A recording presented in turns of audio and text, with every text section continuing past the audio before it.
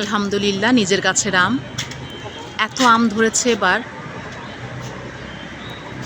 পাকার সময় হয়ে গেছে।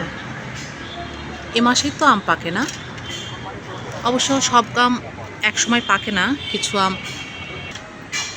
হয়তোবা কিছু আম দেরিতে পাকে, কিছু আম তাড়াতাড়ি পাকে, কিন্তু আমার এই গাছের আমটা একটু দেরিতেই পাকে।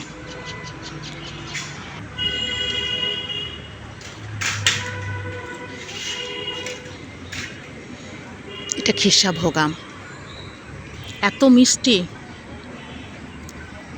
এই আমগুলো অনেক বড় হয়, পাকেও দেরিতে, খুব মিষ্টি হয়।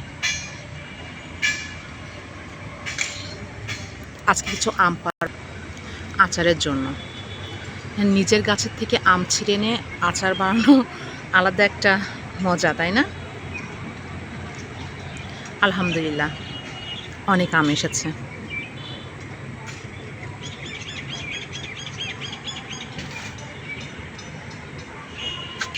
আমার ছেলে লাঠি নিয়ে ঘুরছে, আম পারবে। অবশ্য আম অনেক পেরেওছে, এই যে কত জড়ো হয়েছে আম, দেখেন একাই একাই পেরেছে ওই লাঠি দিয়ে। পারলাম যে আচার দেবো এজন্য।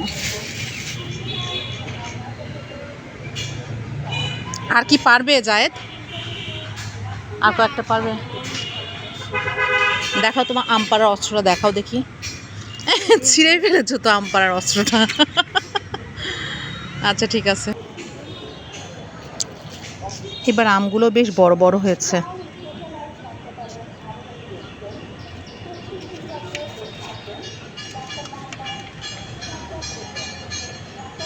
এগুলো প্রিপেয়ার করে রেখেছি আচার বানানোর জন্য। মাশাআল্লাহ এবার আমগুলো অনেক বড় এসেছে।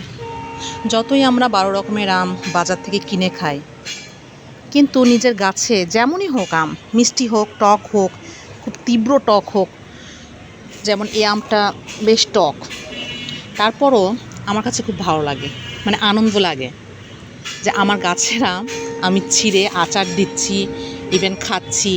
এটা তো কোনো ফরমাইট কিছু দেওয়া নেই, কোনো মেডিসিনও দেওয়া নেই, একদম প্রাকৃতিক। তো এই আমটা যত খাওয়া যাবে আল্লাহর রহমতে কিছুই হবে না। অথচ এখন যেসব বাজারে সব বিভিন্ন মেডিসিন দিয়ে পাকানো হচ্ছে আম, হলুদ আম, সেগুলো তো একদমই খেতে নিষেধ করছে। আর ওগুলো এখন আমার বাচ্চা, মোট কথা আমি ঘরোয়া খাবারই আমার বাচ্চা দুটোকে খাইয়ে বড় করেছি। আমি বাইরের খাবার অ্যাভয়েড করি।